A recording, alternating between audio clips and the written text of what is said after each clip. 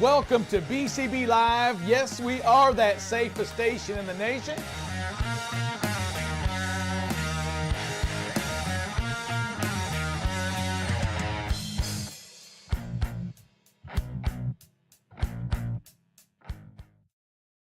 Welcome to BCB Live, the safest station in the nation. You have the star right here, Sir Rick, right here, and my little partner here, my little buddy, Drive Safe Dave, representing a little cone action today. Yeah, I got a little bit of safety action going out there. The most recognizable sign out there on the road today, it is the traffic cone. When you see the cones, you're going in and out. Big truck, motorcycle, construction site on the highway, that's what they're there for, Dave, is to go in and out. No, True or false? No, it's to not go there. That's what a traffic cone signifies. That is not where you're running. That is not where you're going, and that's not where you're doing. But you can go the other way. But that's what traffic cones are out there for you, to help you identify what's going on. In fact, Rick, you kind of look like a traffic cone today. You know what? I got the cone look today. I almost wore the hat today just to kind of go with it. Yeah, you almost did. I appreciate that, Drive Safety. I wonder if I could fit on that shirt.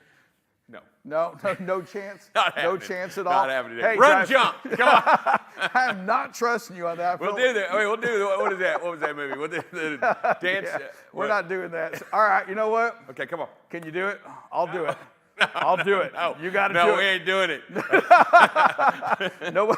Nobody puts baby in the corner. I'm just telling you right now. I'm ready for it on that. Go. Hey, but Drive Safe, we're going to hop into a couple things into here. But first, I do want, before we go into the next segment, I do want to remind you about these cones, that you're in the construction zone's workplace, right? That's their place to work. When you see these, you've got to slow it down. Dave, we talk about it all the time. Our trucks, these trucks out there on the roadway, hey, we're the kings and the queens of the highway. Hey, what does that mean to the people out there? That means you got to lead by example. You got to be the leaders, and you got to lead from the front.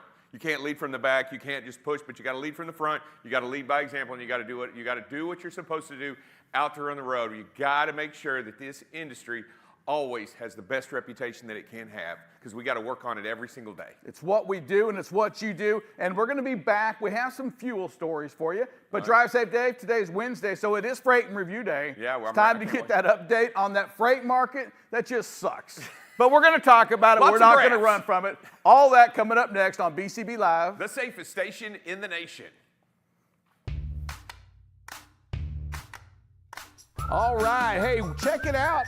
Here we are live right here in Mansfield, Texas, our BCB Live studio. What I really love about this place right now are the endless opportunities, the endless ways that you can use this studio. Hey, welcome back to the 2023 Pickle Parade. BCB Live, we started out really focused on that transportation, that trucking only. You know, talking about safety, making sure that we're giving that story about safety. We have the ability to do interviews, social media content, sales opportunities. What are you showcasing? What are you doing today that you've got to get that out? Rick Larkin here, host of BCB Live, the safest station in the nation. If you don't already know about Freight and Review, it's a segment I cover once a week where I analyze freight rejections, freight tenders, driver productivity, and much, much more. You can watch Freight and Review on LinkedIn, Facebook, or YouTube. So what are you waiting for? Subscribe today and follow BCB Live. Welcome back to BCB Live, the safest station in the nation. Hey, Drive Safe Dave, some big news out in Oregon, right? Hey, you get to do a little self-service action for the first time ever. You get to pump your own gas, I guess. They're actually going to allow you to run out, put it in the tank. You know, there's only one state left, one state that mandates. What is the purpose of that? Is that just a unionized thing? Yeah, and you know what? I think it has to do, they call it safety, but by the way, there's no certification. I mean, it's not like you're out running and getting a pump certification, but I'm just saying, they say it's for safety, but you and I both know it has to do with jobs. Listen, I'm going to tell you something. I heard you guys talking during the intro of the show, you and the producer, and you were talking about a lot of jobs affected. And Dave, my heart goes out to him, but here I am. I'm going to say, I don't care. We shouldn't pay for this is all I got to say. We don't, I mean, anybody, I mean, that was back in the day. I was old enough to go into there. 1940s, yeah. Amoco was my place of choice, and it was the Amoco. coolest thing ever to have somebody pump your fuel, but I wasn't paying for it, right? No, you weren't paying for it. But yeah, you always are paying for it. It does increase the price of the fuel when you do have to pay for somebody to pump it. But I will tell you, truck drivers aren't affected by this in any state. Truck drivers are allowed to pump their own fuel in every state. But I will tell you, it is strange that New Jersey, over 50% of the voters in New Jersey agree that they still want to have somebody pump their fuel. It's Oregon, brother. It's Oregon. Yeah. I'm right with you. I get it. It's Oregon. Hey, but drive safe, Dave. We're going to talk freight and review right now, and it's a crazy market. Dave, you and I have talked about the freight market for a while, and some numbers continue to get better. Yeah. I mean, we start right here with the outbound tender volume, Dave. We're at 11,445 shipments a day being shipped out across this country. Absolutely. It's actually better than it was a few months ago. And I mean, we were down in the 10,200 mark, and it's slowly increased up to the 11,500 mark. So yeah, I mean, it's by far, it is stronger than what we've seen this year, and it's stronger than what we saw back in 2018 and 2019 before COVID. Before this bulge. Yeah, right, before all that. Here's our rejection rate. So what you do know, and we do understand this, is that the freight that gets rejected, of all of that freight, whatever gets rejected turns into that spot market freight. That is correct. Dave, it is going up a tad bit. We're at 3.70 today. It's still not very what low. it was like back it's still right? It's still lower than where it was pre-COVID. So yeah, for sure. And so I mean, we're still being affected by it. But I think that, like you said, Rick, I think it has a lot to do with the fact that we've learned to handle the freight. Yeah, technology's out there. We reject a lot of, freight isn't getting rejected much. Right. We say yes to everything. The big shippers, the big brokers, they are controlling that spot market freight right now. Yeah. When they don't say no to anything, Dave, it allows them to continue to really hone in on that price, and they are creating the market rates. Yeah, and you know what? It just also depends on how many trucks are out there. And when you continue to have the amount of trucks that you have out there, it continues to drive that price down. Yeah, but we look at the contracted rates, and unfortunately, we're getting into that second half of the bid season right now, where the rates are coming in. Dave, we look at the contracted rates, clear up there back in COVID. Today, $236 a mile. Dave, it wasn't in February. I said they wouldn't get under $250. And it probably wasn't a couple of months ago. I said they wouldn't get below $240. Dave, it keeps going down, and these are the contracted rates. And here's the reason why. We understand spot market rates are real low. Right. So today, the big shippers, the big carriers, I should say, are going back and rebidding that freight. And it's still just dropping this down. Not what we saw first quarter, but as the new bids come in, we continue to see that freight market rates, the contracted rates, go down. Dave, look at this. This is from a year ago. Look at the contracted rates up there today, a year ago to where they are today. You think people are hurting right now? Yes, they are hurting, especially the guys that have to maintain the vehicles, that maintain the fleets, maintain the trailer counts, maintain the, it all goes into play. We're not just talking about one, but if you want to drop 25 trailers into a customer, that's what you got to talk about. Yeah, and Dave, here's my one kind of little concern I've seen right here. Dave, we go back a little while. Here's what was that 240 mark that I was saying, hey, I think we're there. Bottoming out. Dave, now that mark's down there at 235. Yeah. Is it going to keep going down? If you talk to the CEO at Werner, he's kind of saying, I think we're at the bottom. He's saying this, that those carriers, those 100 truck carriers, those 10 truck carriers, they have lasted a lot longer than we thought they would make it. Absolutely. They made a lot more money and kept a lot more money last year when the market was good. He goes, but there's no way they continue to stay in business. He is banking on that smaller carrier going out of business to help drive these rates back up again. And you and I both know that as long as fuel continues to drive its way up, and what is it? I know you have a fuel slide here, but as fuel continues to drive its way up further and further, 57 cents over the last 4 weeks, and it continues, and it doesn't look like it's stopping anytime soon, especially with the heat, especially with the restriction of what OPEC's doing Yeah. out there, and 1 million barrels a day, they're restricting it. It's going to continue to drive the price of fuel up. That's over just for one truck, one owner operator at 2,500 miles, that 57 cents. That correlates to over $200 of cash Yeah, it's out of their cash. pocket every Yep. week. It's What do you think cash. suffers? It's a big time suffer. Dave, $1.57 today on that spot market rate. Again, during the COVID, we lived in that $3 a range market, Right. $1.57 today. And you brought it up, and Dave, there's no doubt about it. Fuel is what's driving that number, especially to that independent contractor. Right. You know, the larger companies, or even those customers that they're shippers or carriers that at 200 trucks, 150 or greater, hey, they have fuel in place to kind of protect them. Fuel surcharges with the brokered carrier, that independent contractor, they don't have that. The spot market doesn't care about your fuel surcharge. It's paying you the rate, whatever that is. And Dave, we just talked about it a couple days ago. We talked about it last week.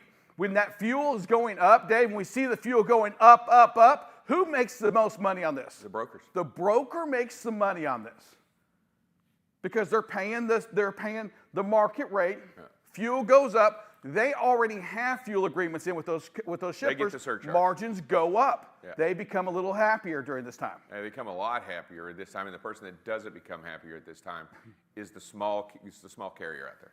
Dave, let's look at this jump. I mean, we remember that back, a year ago, we saw the fuel prices. We had the war happen, right? Yeah. Prices went up back in 22. Then they started coming back down. We were celebrating. I think it gave that independent contractor, that small carrier, that carrier that lives on the spot market freight, Gave them a relief. Gave them a relief. Dave, this is a different story. We were at 390, now back up to 435. Right. It's going to squeeze them. It's going to just absolute squeeze them. They just can't make it at that, Dave. Back in 2019, they were still getting that same $1.57, $1.57 on that spot market rate. Yeah, well, they were protected back here when it was still high. The rates were high. When the fuel was high, the rates were high. Yeah, $1.57 back in 2019. That's exactly right.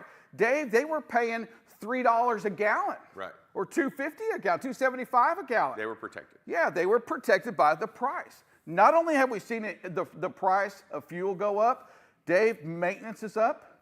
The equipment is still up. Dave, a dry van that would have cost us back in 2019 $30,000, $29,000. Today, the trailer manufacturer giving it to us at a bargain of $47,000, down $6,000 from that high that we saw.